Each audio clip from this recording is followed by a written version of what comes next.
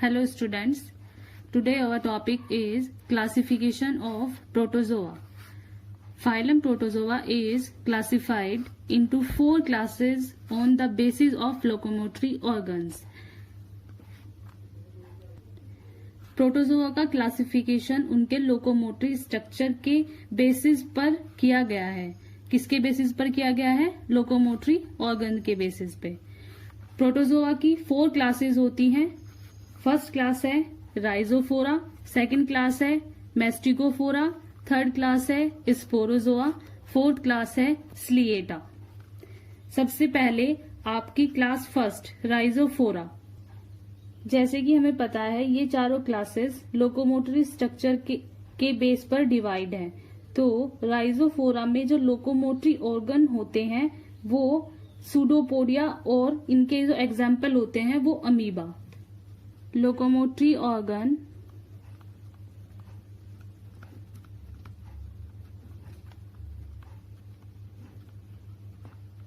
Pseudopodia, pseudopodia,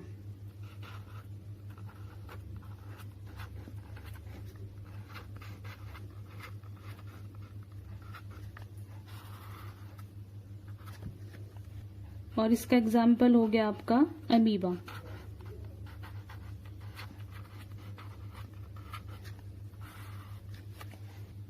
next class है आपकी second class मैस्टिकोफोरा। इसमें लोकोमोटरी ऑर्गन्स होते हैं फेजेला, और इस क्लास में जो एनिमल होते हैं उनकी बॉडी आउटर लेयर से कवर्ड होती है। लोकोमोटरी ऑर्गन क्या होते हैं?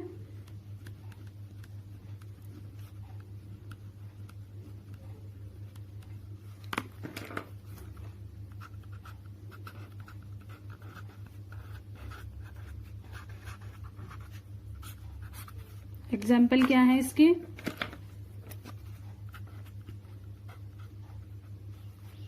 यूग्लिना और ट्रिपैनोसोमा।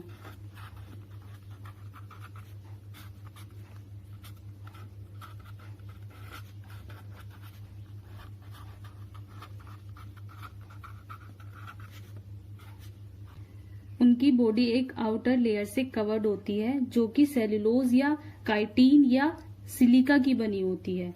इसके एग्जाम्पल है आपके यूग्लिना और ट्रिपैनोसोमा। थर्ड क्लासेस है आपकी स्पोरोजोआ। इसमें लोकोमोटरी ऑर्गन्स नहीं होते, दैट मीन्स ये चल फिर नहीं सकते। Locomotory organs are absent.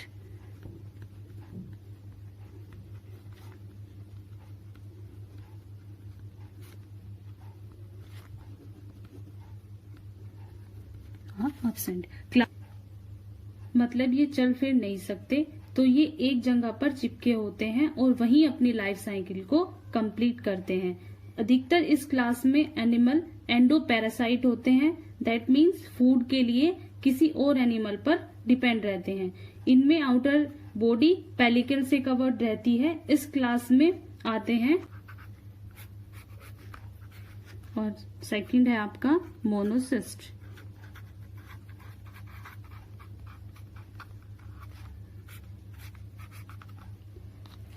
Plasmodium जो कि मलेरिया के लिए रिस्पॉन्सिबल होता है। मोनोसिस्ट की लाइफ साइकिल को हम डिटेल में करेंगे बाद में। नेक्स्ट क्लास है आपकी क्लास फोर्थ स्लिएटा। इसकी बॉडी पेलिकल से कवर्ड होती है।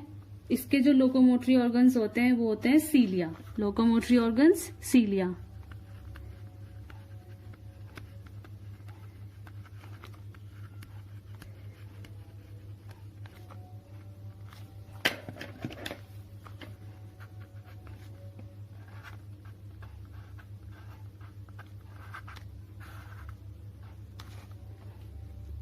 और इसका एग्जाम्पल है पैरामेशियम।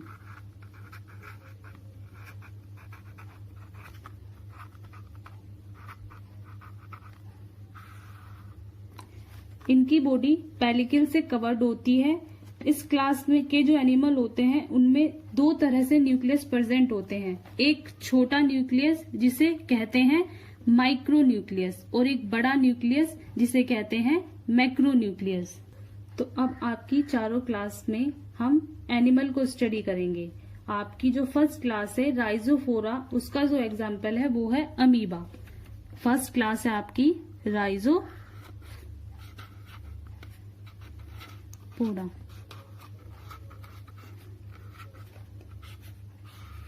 और इसका एग्जाम्पल अमीबा।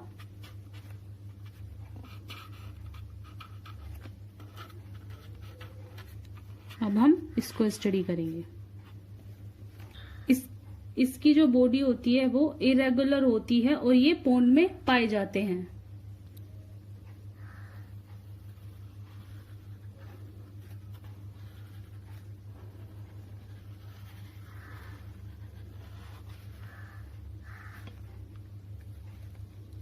ये है आपका अमीबा, ये है न्यूक्लियस,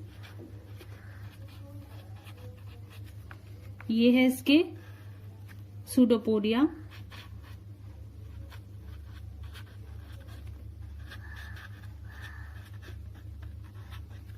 और ये है इसकी आउटर मेम्ब्रेन।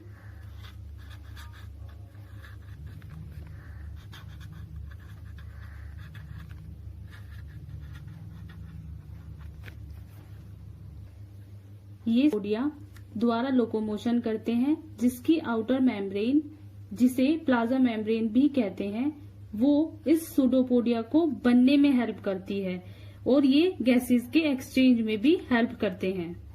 जिस डायरेक्शन में अमीबा को मूव करना होता है उसी डायरेक्शन में plasma membrane finger like structure pseudopodia को बनाने लगती है और बॉडी मूव करती है। सपोज ये आपके सूडोपोडिया है। अगर अमीबा को ऐसे मूव करना है तो सूडोपोडिया ऐसे मूव करेंगे, और अगर युगलिन अमीबा को इधर मूव करना है तो सूडोपोडिया ऐसे मूव करेंगे।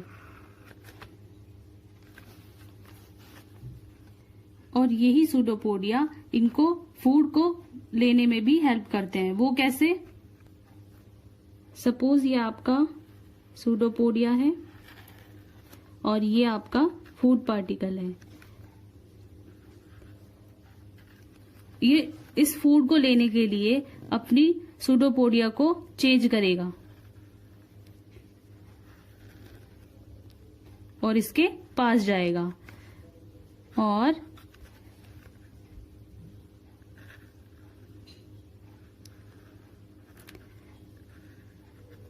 नेक्स्ट उसमें ये इसको पूरी तरह से अपने सूडोपोडिया में ले लेगा।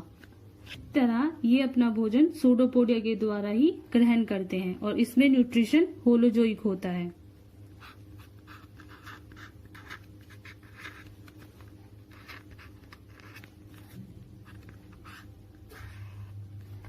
होलोजोइक मतलब जो एनिमल अपने फूड के लिए दूसरे एनिमल पर डिपेंड होते हैं, मतलब इंगल्फ करते हैं। इंगल्फ का मीन है निगलना, जो कि मैंने आपको अभी समझाया कैसे करते हैं। नेक्स्ट अब हम रिप्रोडक्शन पढ़ेंगे अमीबा में। अमीबा में रिप्रोडक्शन एसेक्सुअली होता है। रिप्रोडक्शन मेनली एसेक्सुअली होता है। एसेक्सुअली में भी 2 टाइप्स होता है, बाइनरी फिजन और मल्टीपल फिजन। मेनली जो होता है बाइनरी फिजन होता है, मल्टीपल फिजन रेयर होता है। बाइनरी फिजन क्या होता है? A fully grown parent cell split into 2 half producing 2 new daughter cell. That means एक पेरेंट सेल 2 भाग में डिवाइड होगी और दोनों ही भाग 2 नए डॉटर सेल को प्रोड्यूस करेंगे। सपोज ये आपका अमीबा है,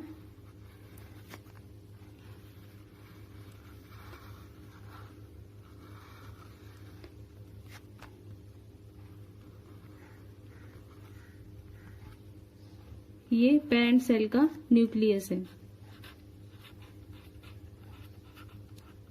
और अब नेक्स्ट इसमें न्यूक्लियस डिवाइड करेगा।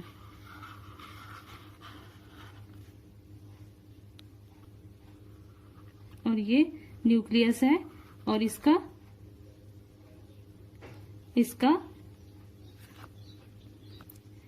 डिवीजन हो रहा है, जिसे कहते हैं elongation of nucleus.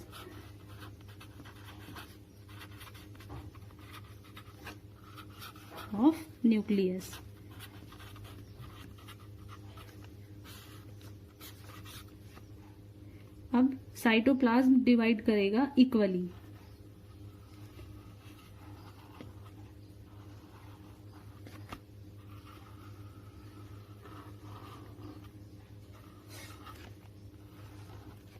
Division of cytoplasm.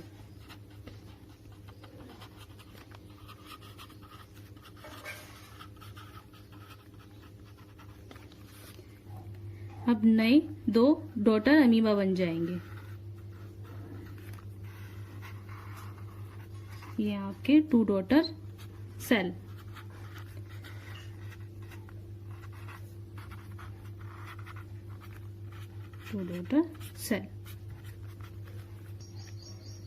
आपको फिर से समझा देती हूँ बाइनरी फिजन।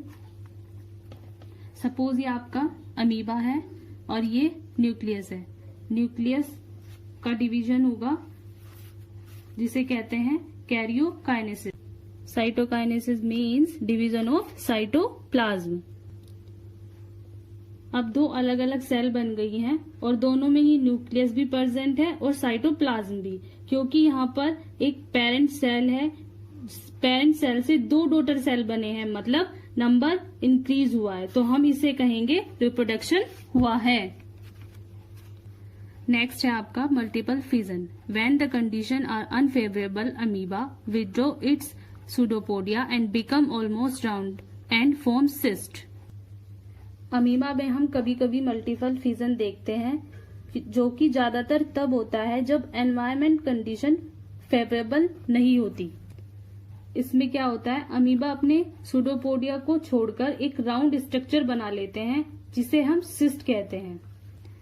ये आपका अमीबा है और ये अब सूडोपोडिया को छोड़कर एक राउंड स्ट्रक्चर में कन्वर्ट हो जाएगा। ये आपका सिस्ट है जिसने अपने सूडोपोडिया छोड़ दिए हैं। ये आपका अमीबा हो गया।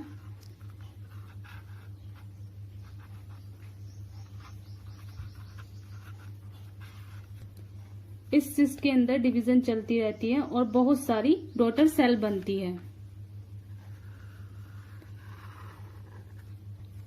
ये सिस्ट हो गया आपका और ये इसमें डॉटर सेल बन रही है।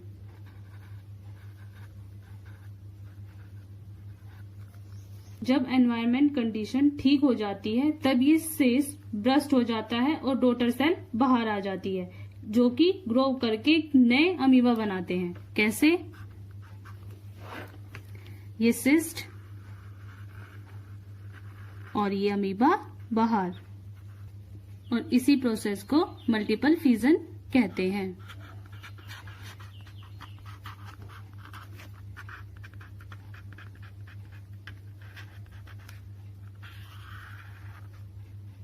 अब आपका यहाँ पे फर्स्ट क्लास का एनिमल कंप्लीट होता है। नेक्स्ट है आपका क्लास सेकंड मैस्टिगोफोरा। इसमें हम यूग्लिना पढ़ेंगे नेक्स्ट लेक्चर में। Thank you.